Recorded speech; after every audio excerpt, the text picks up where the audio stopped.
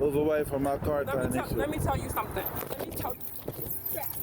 This is 45-year-old Tynesha Evans, and she has no idea that she's being recorded during her final moments alive. But this footage is not an accident. It's the centerpiece of the killer's calculated plan to get away with murder. Hey, motherfucker! 911, what's the address of your emergency?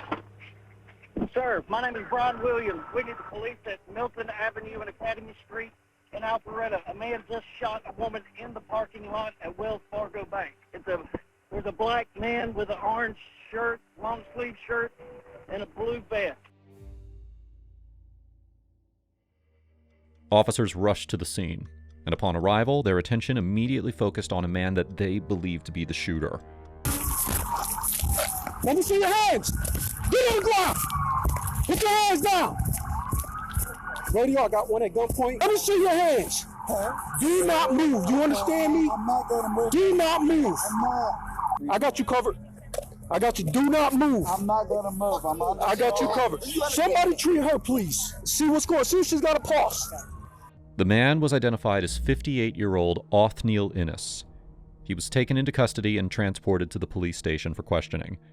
Investigators recovered what they believed to be the murder weapon, a black Glock 22. And the setting quickly raised new questions. Given that the shooting happened in a Wells Fargo parking lot, detectives considered whether it may have started as a robbery that escalated. Well, when one of the witnesses said they saw him put a gun back in a holster, he had I it. want to make sure. When I pulled up, I think he dropped it. Yeah. Because he was just standing here. So we secured him, and then he searched himself. At the scene, witnesses came forward to give their statements, and their accounts were strikingly consistent. They said that they watched the woman pull into the Wells Fargo parking lot and then walk up to the ATM, and then moments later, a man approached her. What followed appeared to be an argument, a brief confrontation that escalated quickly. Witnesses said that the woman lunged toward the man, and as the two struggled, a single gunshot rang out. But instead of fleeing, the man remained there, standing over her body and making a phone call. I parked here.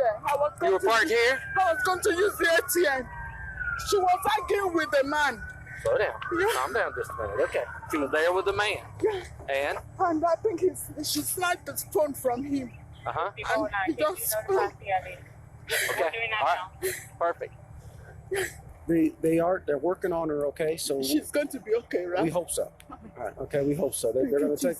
Thank you, Lord. They're taking her to the hospital, okay, right now. So They got the man, right? we did. I Thank was you, able to. Jesus. Yes, I was able to. Yeah. How many times did he shoot? You remember? Just one. One shot. Mm-hmm. What did he do after that? He got out his phone and was making a call. He's standing up. super calm, though. I just didn't believe how calm it was. Just like when you came up, he Yeah. was as calm Yeah. could be. Was on the phone. He was calling people, and I don't know whether he was calling you guys. Yeah. Because I was trying to call you at the same time. I saw a physical altercation in the parking lot. Yeah. He came at her. They scuffled for like a second, and then she went down and just didn't move again. Now, while officers reassured those at the scene that the woman was going to be okay, that was far from the truth. The victim, now identified as 45-year-old Tynesha Evans, had died almost instantly. The bullet pierced straight through her skull, leaving her with no chance of survival. Tynesha would never be able to tell her side of the story. That responsibility now fell to detectives, who now must expose exactly what led to her death. Tynesha Evans was a single mother of 4, and despite the challenges that came with raising her children on her own, she found ways to provide for them. She worked full-time in healthcare and was also a published author who wrote books about family, relationships, and love. She planted so much love and respect and everything into me, and I want my children to be the same. Before her murder, all Tynesha had told her children was that she was going to the bank. But what should have been a quick stop became a journey of no return for the mother of 4. Tell your mom you love her before it's too late, because something could happen like this, and like, I know right now she's looking down, she's smiling on all of us. She's smiling. She wants us to be happy. My mother showed me how to be a man. This was not a robbery, and the suspect was not a stranger. Tynesha's family revealed that Othniel, known to them as Neil, was her on-again, off-again boyfriend of nearly 3 years. The two had met back in 2016 while working as bus drivers for the Fulton County School District. And with that revelation, everything changed. Detectives were no longer investigating a random act of violence. They were now faced with a possible domestic homicide. But the question was this: what had gone so wrong between the couple that their relationship had ended with Tynesha murdered in cold blood? So, what should I call you? My name is Oeneil. Oeneil, you can call me Dave, okay? So, today you were at the Wells Fargo. What happened? She has issues with her land. She has to go to court on Monday. And I went to the Wells Fargo Bank to Wells Fargo on Monday to give her to help pay her rent. Before I left home, she texted me and told me something about yesterday. I went over to Dunkin' Donuts and how somebody sent her a picture of me with another woman at Dunkin' Donuts. And In the days leading up to the shooting, the tension between Tynesha and Neil had reached a breaking point. Tynesha accused Neil of cheating, and according to him, it wasn't the first time. He told detectives that this was a recurring accusation in their relationship. This time, though, Tynesha claimed that she had proof. So I sent her back a text message and I said, I'm tired of you accusing me all the time. So like 2.5 years living together, it's always an accusation of me with another woman. I said, I'm tired of that. I told her, I'm going to give you the money. I said, but after that, please don't communicate with me anymore. I said, don't respond to the text. Don't call me because I don't want to hear any excuses. I'm basically just tired. So I got ready. When I was going over to the Wells Fargo Bank, she called me. I didn't answer my phone. I went to the ATM. I withdrew the money, and I was sending her a text because I told her to meet me at 11:30, and it was like 11:38. So I was texting her to tell her I'm at the bank, and then I saw her posing to the bank. So she got out of her car. I was standing by my car. She came up, and I gave her the money. And I just wanted to be over everything. I advised her to go to therapy, and I went with her. And I go to college and just had to cancel all my classes yesterday because I can't study, I can't focus. There's just a whole bunch of stuff that was going on.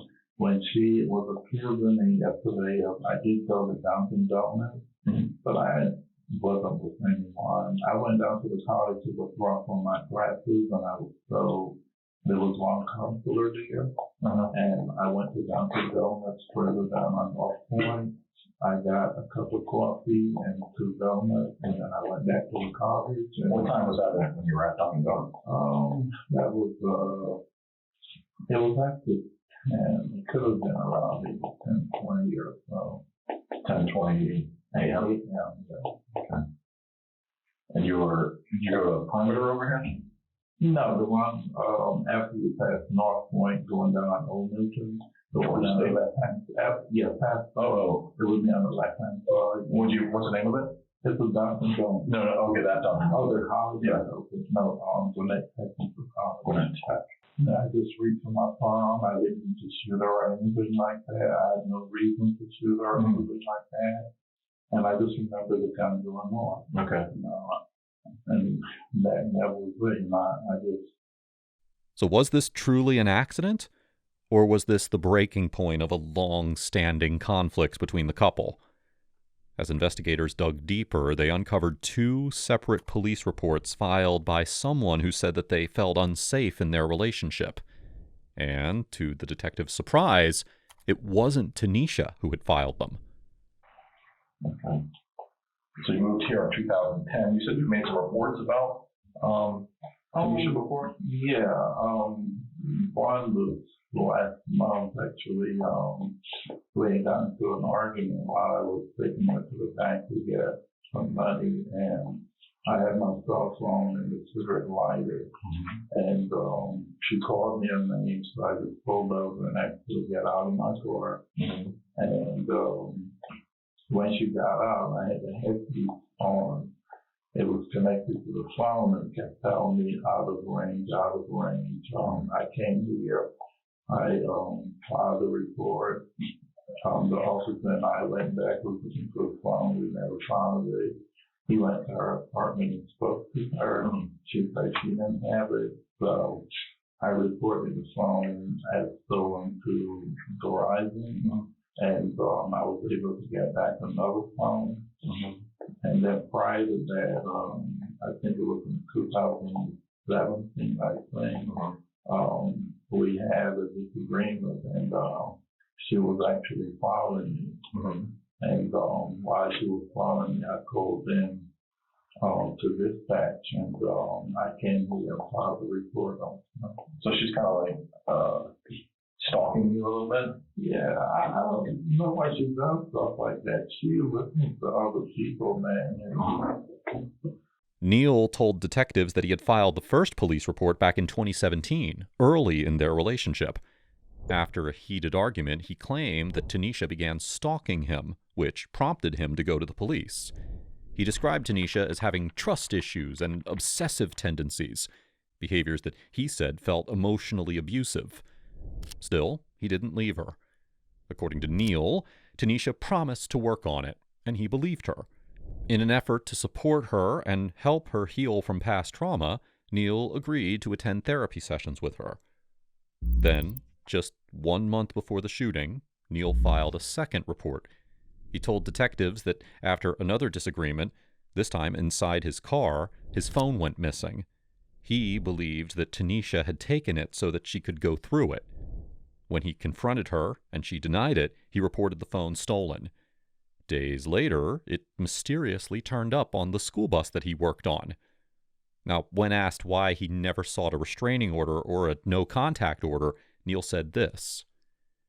Because my intention was to just go there, give her some money, and leave. I don't want no problems or anything like that. I believe she's got enough problems to be away, and there's really no reason to, I mean, I was supposed to take out an order of protection against her, and the only reason why I didn't do that was because I was told that's the one to pop up when she goes to look for a job, and I didn't want to do that. When the officer went and last month, he asked me if I wanted to press charges, and I asked him, well, what would they do? They said they would arrest her, and I said no, because she's not absorbing college. She has her 14-year-old also, and I didn't want their lives to be affected by anything like that. Leave her, like I told her, I suggested to her, going to counseling. We went already to 2 sessions, and there's stuff that needs working out, but I don't know, she thinks she'll listen to other people, or she's paying someone to tell her stuff. I don't know the truth. I don't know. It appeared that Neil had built a very close relationship with Tynesha's children, and because of that, he said that the idea of interfering with her ability to provide for her family didn't sit right with him. But if Tynesha's well-being truly mattered to him, then what changed? I get it. So understanding, we read you your rights, and you're agreeing to talk. You still feel good about talking to me? I'll speak up. Yeah, and again, the rights that I read you can decide to stop talking to me at any time, like we discussed. But I'd like to go over the incident again, how it occurred. Can you just tell me again, and I'm asking some questions about it? Okay. I went to the bank and I looked through, putting some cash to give her pay, her rent. And then when I walked back to my car, she wasn't there because I had previously sent her a text message and told her to meet me there at 11:30. And while I was sending her the text message, I saw her car pulling into the pulled off the street into the bank. So she came up to my car. I gave her the money, and then she was talking about this incident yesterday with me and this woman and how she knows what the woman looks like and stuff. She stood up on the driver's side door. So I actually, to remove because my intention was to just go there, give her the money. Okay. Did you guys plan on getting married? Is that? We did not have any plans. It did come up, but like I told her, I needed to get to know her better. I didn't want to move forward with her having trust issues with me because I thought that would have came over into the relationship. So, like I told her, I just wanted to get to know her better and stuff like that. Okay. Neil told detectives that Tynesha had informed him that she was facing eviction and needed help covering her rent. Now, according to him, he didn't hesitate. He said that he loved her and he couldn't stand the thought of watching her struggle. But that morning, everything changed. After giving her $380, Neil said that Tynesha showed no gratitude. Instead, she immediately confronted him with accusations of cheating. Neil told detectives that he tried to de-escalate the situation by getting into his car and driving away. But Tynesha blocked his path, using her body to prevent him from leaving. And that's when he began recording, moments before everything spiraled out of control. And the video evidence would later prove that Neil's account wasn't fabricated. So what, you don't have nothing to say about the picture? Do you have anything to say about the picture? I did not do nothing to you. You can take me all you want to. Like, that's bull. You come up to me, motherfucker, and I'll knock your ass out. You don't have nothing to say to me about the picture. Move from off my car. You don't have nothing to say to me about the picture. Move from off of my car. You don't have nothing to say to me about the pic donuts at the school. Hugging and kissing on her, right?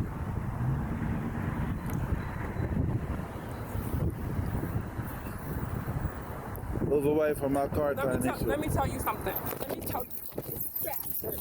Hey, motherfucker. Shoot me. Give me my phone.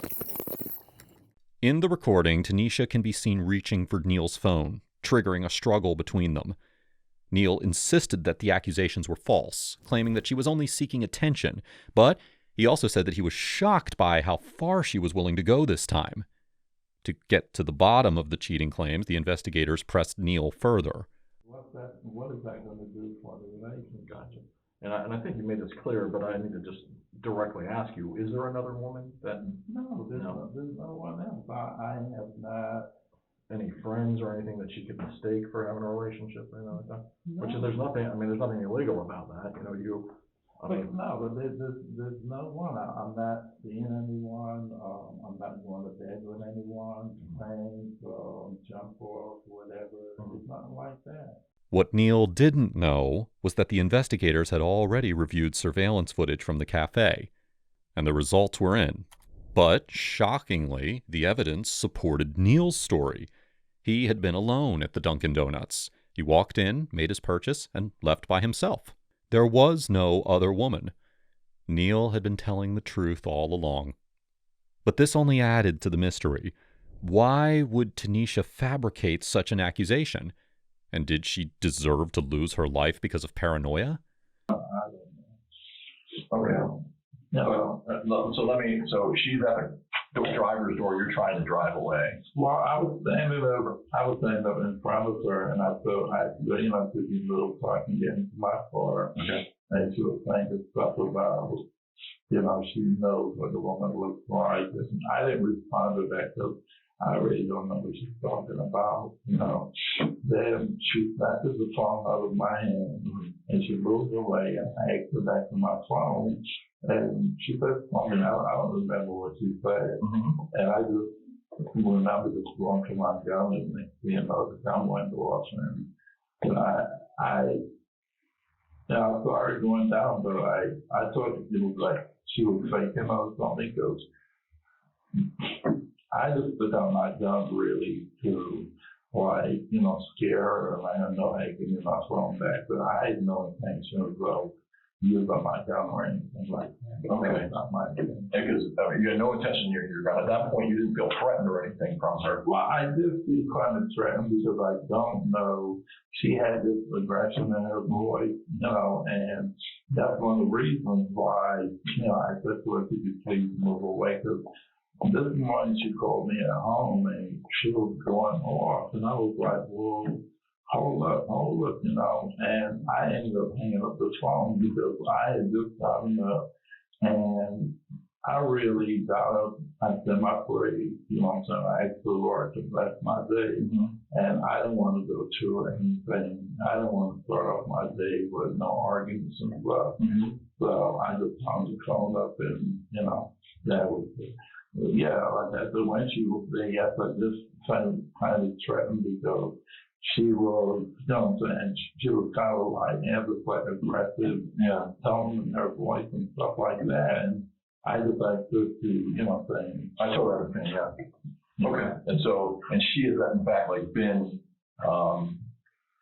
not maybe aggressive towards you, but to a point of an annoyance where you have been making reports about this annoying behavior that she's accusing you of, in one case, this particular case, some sort of cheating.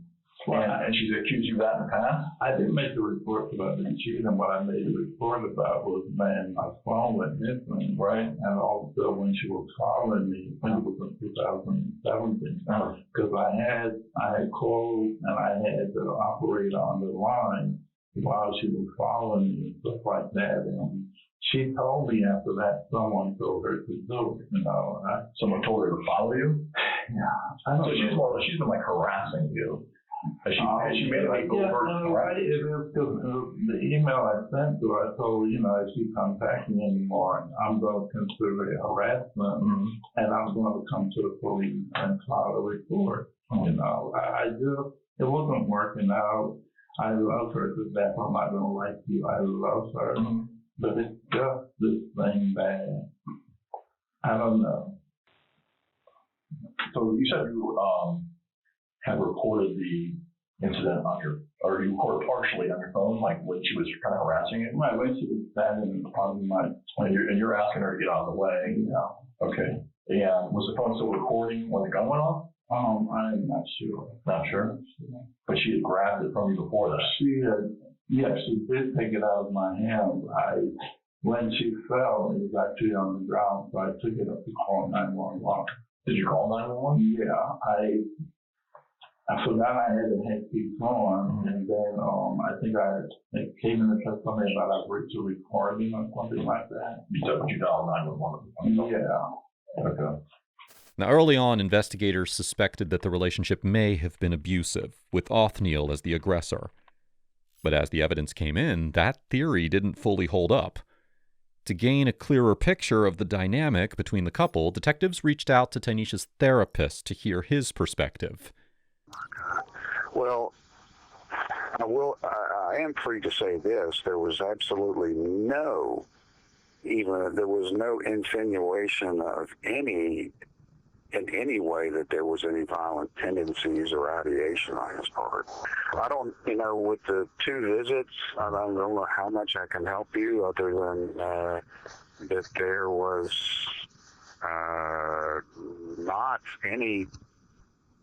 there were just no violent threats or ambiance in the room at all. What the therapist shared wasn't the only thing that caught investigators off guard. According to reports, Tynesha's family was stunned when they learned that Neil was responsible for her death. The man that they knew wasn't capable of this. To them, he was someone who supported their mother and cared for their family. The last thing that they ever expected was to hear that he had taken her life. None of us saw this coming at all. He basically treated us like his children. He sent me money, and that very same week, he stole my mother's life. Now, if the gunshot was truly accidental, and if Neil cared about Tynesha as much as he claimed, then why didn't he make any attempt to help her afterward?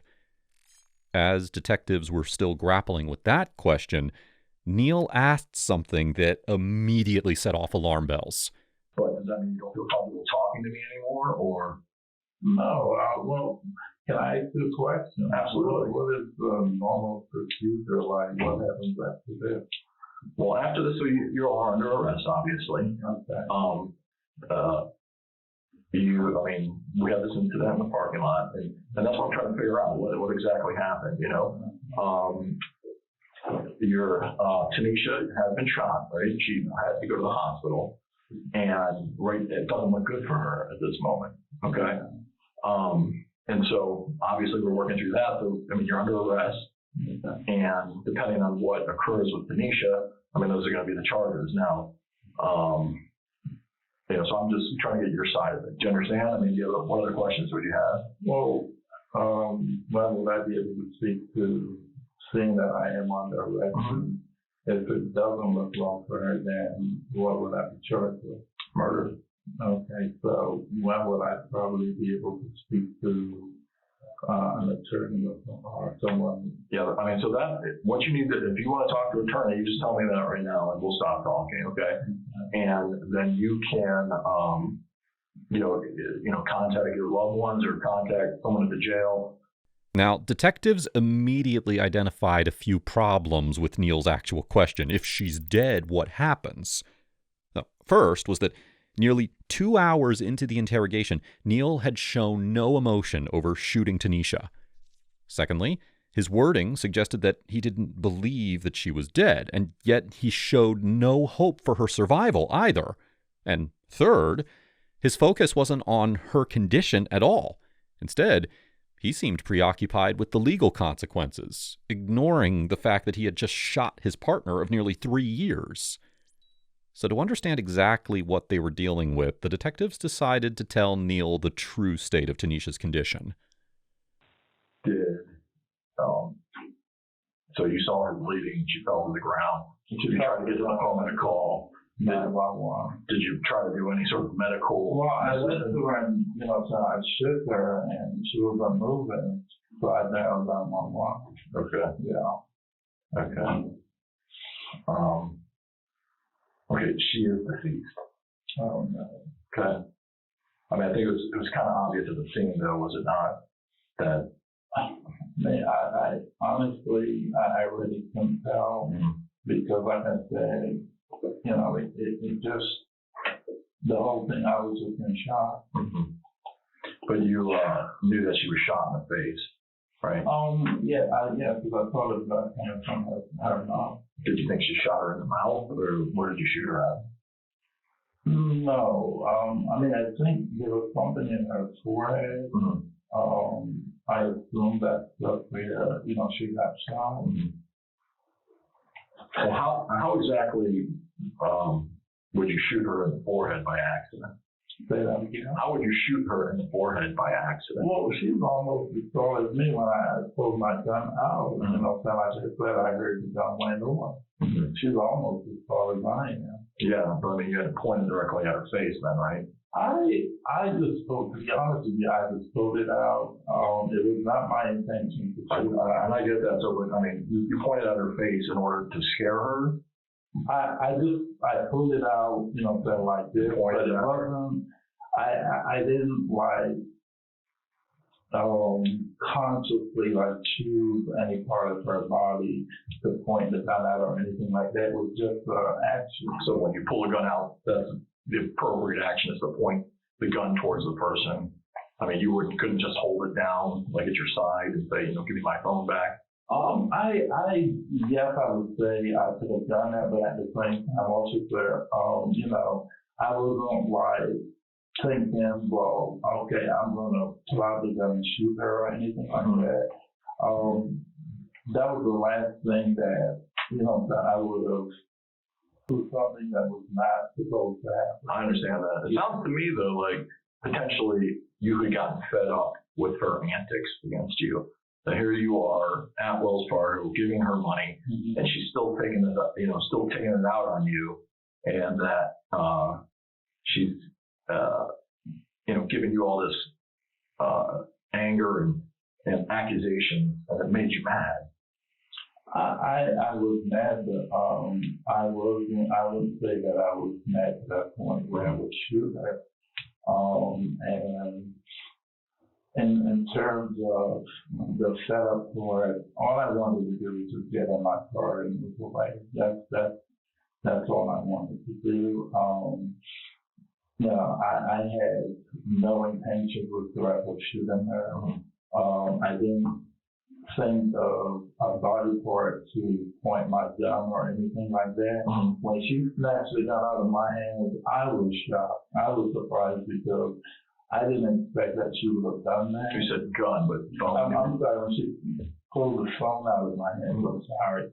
I was shocked. I wasn't expecting her to do anything like that because I don't know what was the reason. I mean, I don't have nothing on my phone that, you know what I'm saying? Was it just simply the act of filming her, maybe, that you made her mad, and she's like, does she know you were filming her? Yeah.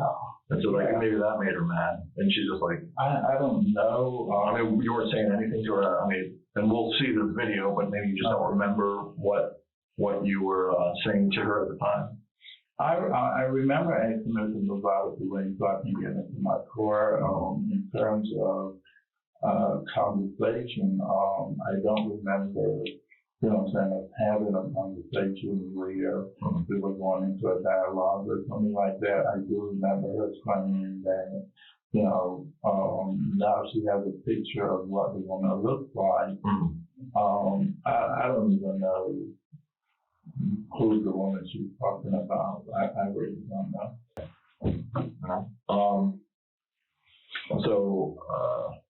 I mean, you still love this. You love her. Yes, I do. And so, was it your intention to break up with her and end this relationship, or was this just kind of another one of those? Well, after she sent me that text this morning telling me, you know what I'm saying, about this woman, you know what I'm saying, I texted her back and I said, you know, let's just end it. You know, is it going to, because we went through the same thing in therapy the last time we went to the therapist. So why bring it back up? I mean, the therapist already had told her he don't think that I'm cheating on her or anything like that. So, you know, why bring it back up? I mean, as the investigation continued, detectives obtained a warrant for Neil's phone. And what they uncovered were disturbing messages between him and Tynesha, revealing a side of Neil that was indeed far from angelic. Okay. And then, would you mind, I just have a few questions that potentially you could answer, and it won't take very long, but I just want to make sure you're in the right state of mind at the moment to do that. That's okay. Because we're looking at information that's coming in through, his cell phone and stuff, things like that. But your mother may have been accusing him of having child porn.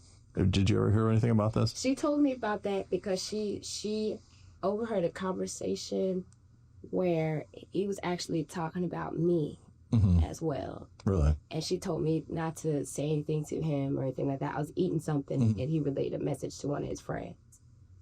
Do you know what the message was? Or? Basically, the way I was eating something, it made him want to do something to me. Really? And she told me it, but she was like, don't go confront him. Don't do this. Don't do that. And I was just like, okay. So I don't know that. But it made him uncomfortable to actually come in the house because she had asked him about it. Tynesha had also confided in her daughter about a violent incident months earlier.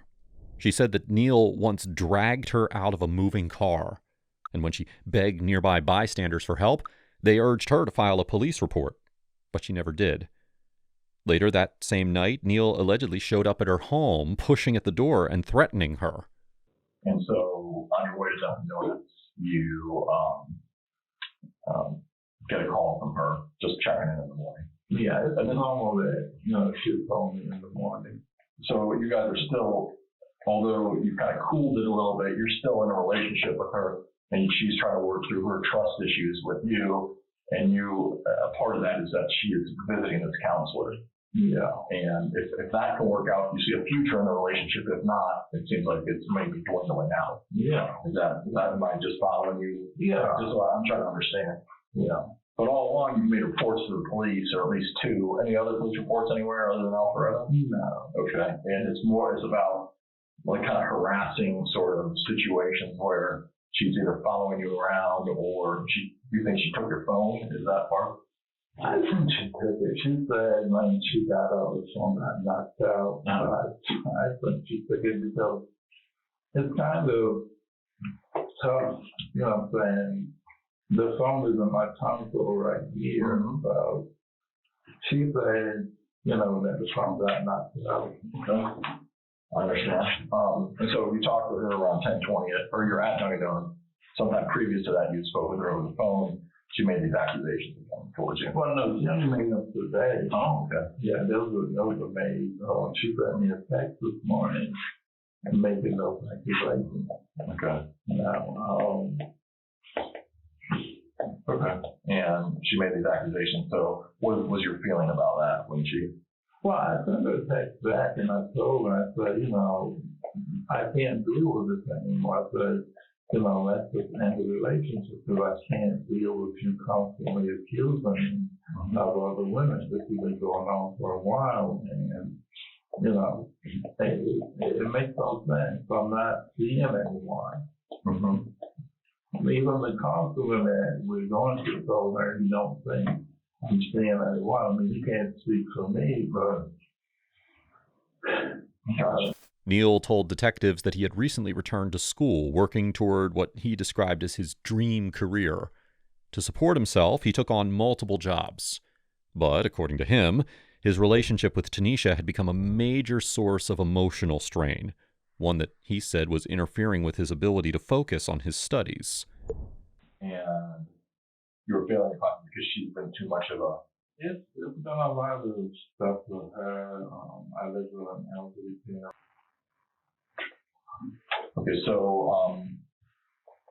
let's talk about the past couple of days, okay? Like, so yesterday you said in the morning you went to go drop out of school. Yeah, I went to drop out trying to school. Okay, what is that? And then you said you went to Dunkin' Donuts? Yeah. And then this is where she had the issue. But how does she even know you're at Dunkin'? I told her because when she normally called me every morning when she goes on her break, and I was at Dunkin' Donuts when she called. And, you know, I told her I'm at Dunkin' Donuts. The counselor, there was only one counselor at the college. She was going to meet in. And the lady told me that she wanted to finish for another half an hour. So I went to get a cup of coffee and some donuts to eat. I hadn't eaten anything because I'm up early in the morning. And we were on the phone. She normally calls me like every morning when she goes on her break. What time is that? She usually around 10 o'clock. 10 a.m. So what time did you think you woke up yesterday? Yesterday I got around 5:30. 5:30. You know, you did your route? Yeah. Okay, how long? So where do you go to the Fulton County Depot over here to get? Yeah, well, that's right across the street from where I live. Yeah. Okay. And so 5:30 you wake up, and what time are you over to? I got over there like around 6:30, 6:32. So you're getting in your bus at about 6:30? Yeah, I got my bus around, I would say about 6:35. Okay. And then you do your route. And how long did that take you to? I'm used to be back at the yard like around 9:05. Okay. And that's everybody's dropped off? Yeah. Okay. And from there, what would you do? I went back home, I changed, and I went down to the college. And you are dropping out because you just feel like this relationship was too taxing and just messing you up? I'm dropping out because I'm behind in my classes, and because of some of the stress from the relationship, some of the stress from my elderly mother, I really can't focus that well, and I really don't want to fail the class. I prefer to get a W than to get an F. So just what's going on in your personal life has led you to be behind in your classes. You don't want to fail them, so you'd rather have a withdrawal. Yeah. Okay. What are you studying? Cybersecurity. Okay. Is that a little bit related to what you used to do? No, that's totally different. Okay. Cybersecurity, how far along are you in the degree? I would say I'm around halfway. And so anyways, you go to the school, Gwinnett Tech right here, all the counselors are busy, or the one counselor. Well, they only have one. Okay. And you want to talk to her about withdrawing from class? Yeah, I need to speak to her so she can withdraw from the class. Okay. Yeah. Okay. Before the police arrived at the scene, Neil made a phone call. Not to 911, but to his sister. He told her that he had shot Tynesha. Later, Neil told detectives that he feared that his 82-year-old mother, who was under his care, would hear the news online. So he wanted to break it to them first, before his arrest. Okay. So when she was acting aggressive toward you, but she didn't assault you, she didn't have a weapon of her own. Well, I didn't see anything. I don't know if she does. If she did have something or not, I knew. I had given her a knife because she drives to live, and she was complaining that when she was driving, there's certain meals that come on to her, and they're like trying to pick her up and stuff like that. So I had given her a knife, and I said, well, if anyone tries to do anything, at least you'll have to keep up protection. I don't know if she had that on her or not, but right. Yeah. Okay, so the idea is, what I understand, because here she is, and you're giving her that money for what? I mean, 'cause it sounds like you guys broke up. Is that right? Well, we had broken up before. I told her, I said, you need counseling, so. And I agreed to go with her for the counseling. One of the things that I made clear to her was that we were not back to normal. Everything was not back to normal because there were some issues that arose the last time I came and made a report. And I didn't feel quite comfortable at that point going full force back into the relationship. We talked and stuff like that, but I wasn't going over to her house or anything like that. We were not being intimate. I was just working with her, with the counselor, to get things back on track, because I felt it was going to be difficult with her keeping and still continuing the relationship the way we were having it before. Yeah. So what was she going to counseling for? Basically it was like the accusation of, saying cheating on her, having someone, that kind of stuff. Kind of like trust issues? Yeah. In the reports that Neil filed against Tynesha, he never once described her as violent. And that detail troubled detectives. If he didn't see her as a physical threat, then why did he bring a loaded gun to meet her in the first place? I'm not looking for, no drama or anything like that. I've come this far, like I said, I've never been in anything like this before. The only time I've ever shot my gun was at the range, really. And, I just I didn't want no shoot or anything like that. I really didn't. And so you're just trying to end things amicably, and you're going to still pay her this money? Well, not pay her, give her. Give her? Yeah. Exactly. Yeah. Okay. And you arranged to meet her at Wells Fargo? Yeah. Because she said it was going to close at, so you had I don't know which bank she was going to. I don't know if it was Wells Fargo, so it was a different bank, but she said the bank closed at 12. And the Wells Fargo branch is right between both of us. So I just saw that as a good place for me that I went and withdrew the money, just to her, anything like that. But you've been with her for 2.5 years. Yeah. So you learn a little bit more about her, but she doesn't seem to have any really big mental issues from what you've seen. She doesn't seem to have any big ones. Both me and the therapist, And I'm explaining that because I thought maybe there was something from her past, and the therapist also brought that up the last time we were there, that there might be something from her past that is causing her to feel that I'm cheating or something like that. Do you go to these counseling sessions with her? Yeah, I agreed to go with her. And how many you guys have been to? Went to 2 of them, yeah. But she's been to more? No, there were only 2 so far. And recently? Yeah, the last one was last week Friday, and I believe the week I'm pregnant, that's when we started. Has she been violent towards you? And like I said, it's just an aggressive way in which she talks, or she will like come in between me and, you know what I'm saying, I just try to get me angry and upset. But never physical violence yet? Nothing. According to Neil, he never felt at peace in the relationship. He claimed that nothing he did was ever enough for Tynesha. Detectives began to wonder if his unusually calm demeanor wasn't shock at all, but something else entirely. What if it was relief? The satisfaction of finally putting an end to the person that he believed was holding his life back. Well, despite endless doubts, Neil continued to stand by his story, insisting that the shooting was an accident. So, before ending the interview, the detectives asked him one final question. When you said you wanted to scare her,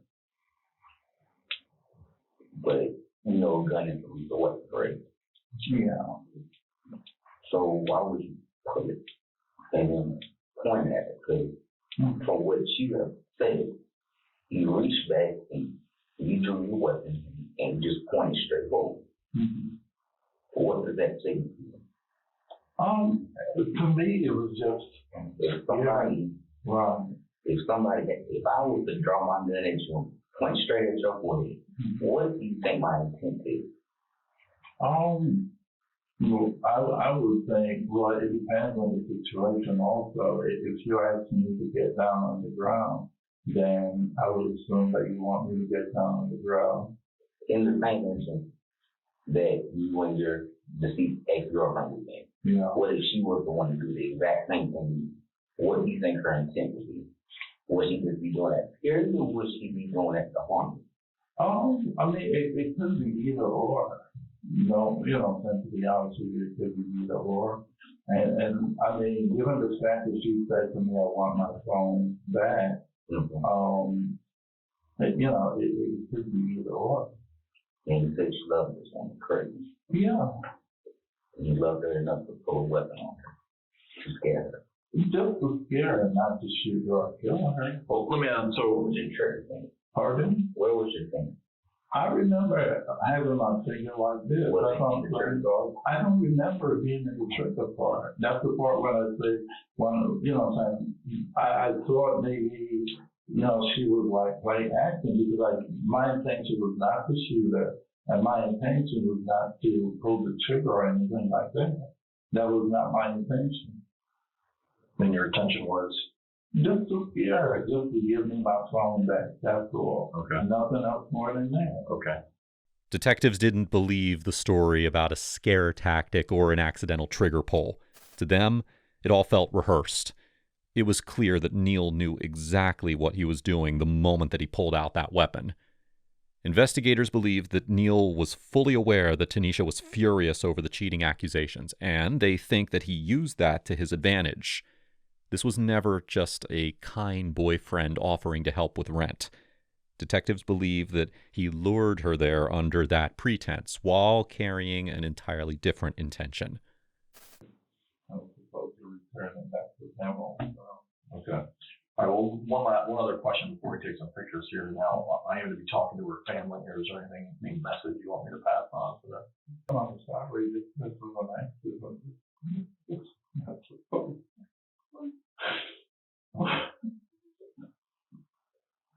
Okay. This was not supposed to happen. I understand. In the next footage, the final moments of Neil's recording, you hear Tynesha yell, quote, "Shoot me, shoot me." Neil had time to reconsider. time to walk away. Donuts at the school, hugging and kissing on her, right?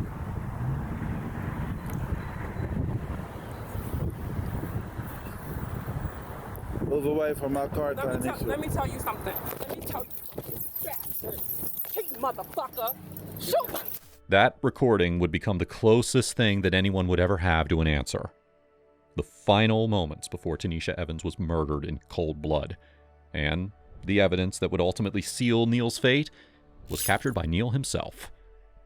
In the aftermath of her murder, Tynesha's children were left to pick up the pieces on their own. But actor Tyler Perry, who learned about the case through news coverage, stepped in to support the family. He helped bring Tynesha's body home for her funeral, covered their rent, and even offered to sponsor the education of one of her daughters. The family also launched a GoFundMe, which ultimately surpassed its goal. 6 years later, when Neil was 64 years old, the prosecutors offered him a plea deal. He accepted, pleading guilty to the murder of Tynesha Evans, along with possession of a firearm. In February of 2025, he was sentenced to 25 years in prison. For Tynesha's family, the sentence was difficult to accept.